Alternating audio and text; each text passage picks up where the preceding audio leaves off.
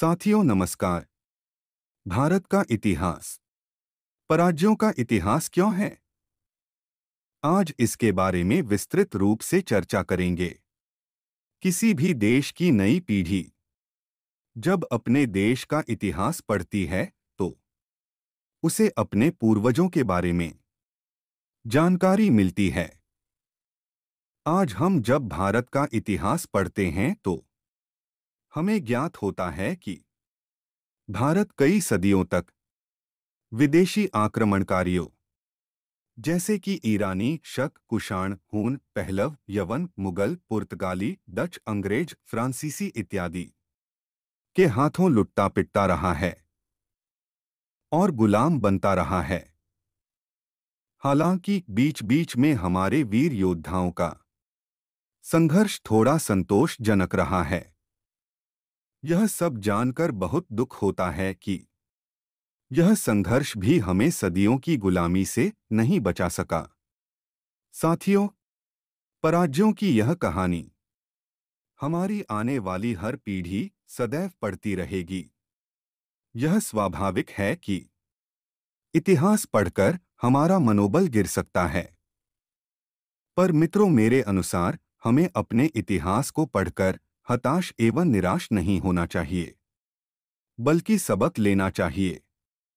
हमें यह विचार करना चाहिए कि हमारी हारों के कारण क्या रहे, ताकि भविष्य में ऐसी गलतियों की पुनरावृत्ति से बचा जा सके। इतिहास के तमाम खट्टे मीठे अनुभवों के बाद, हर संघर्षों के बाद आज भारत के लोग 21वीं सदी में प्रवेश कर चुके हैं। बल्कि यह कहें कि इस नई सदी में भी चौथाई सदी जी चुके हैं।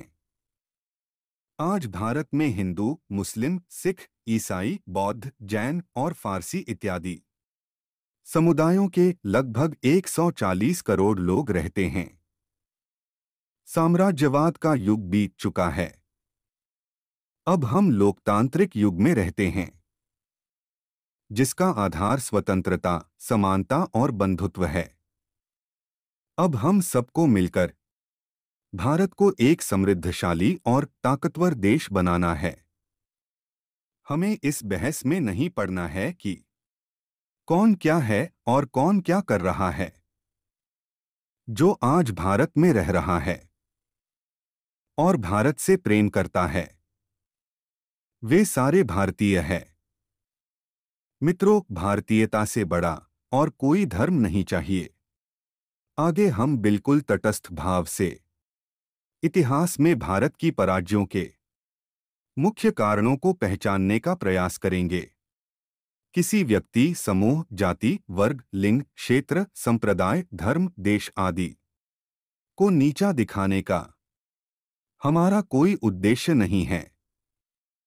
मेरा यह लेख भारतीय संविधान के अनुच्छेद 51 में वर्णित नागरिकों के मौलिक कर्तव्यों की पूर्ति का एक छोटा सा प्रयास है, जिसमें कहा गया है, भारत के प्रत्येक नागरिकों का यह कर्तव्य होगा कि वह वैज्ञानिक दृष्टिकोण, मानववाद और ज्ञानार्जन तथा विकास की भावना का प्रसार करे।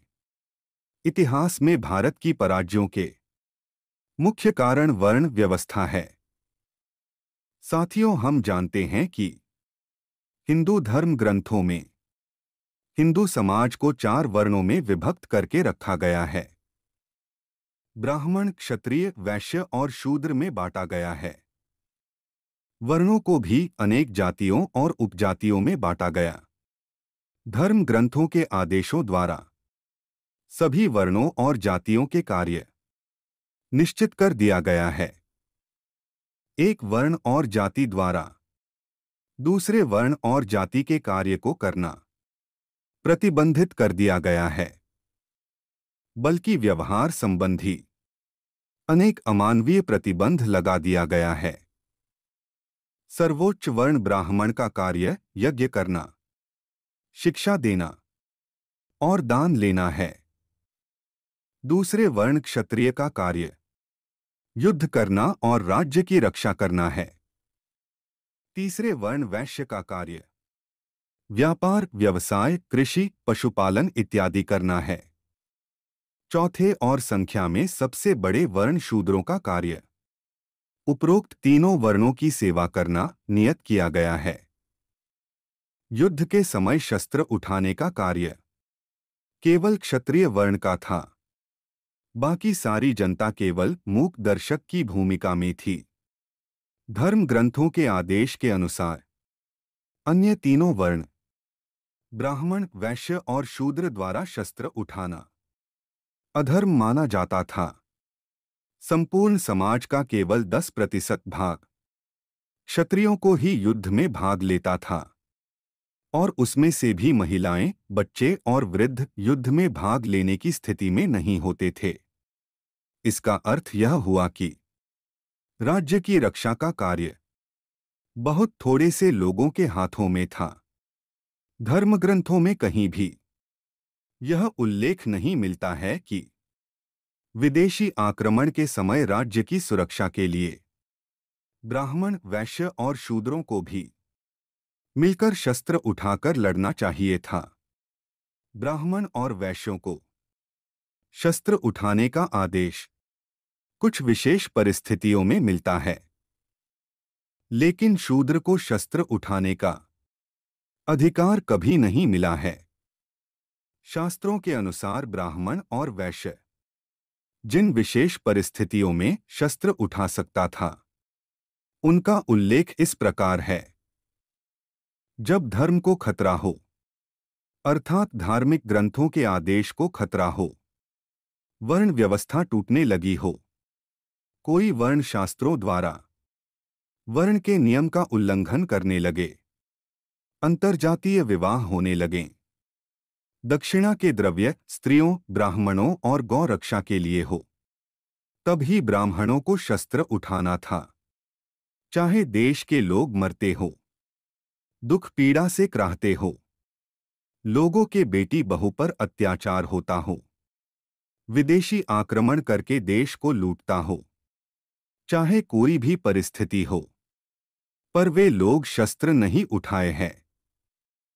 अगर आपको विश्वास नहीं है तो मनुस्मृति अध्याय 8 के 348-49 श्लोकों में तथा वशिष्ठ स्मृति में 3 के 24 में बताया गया है।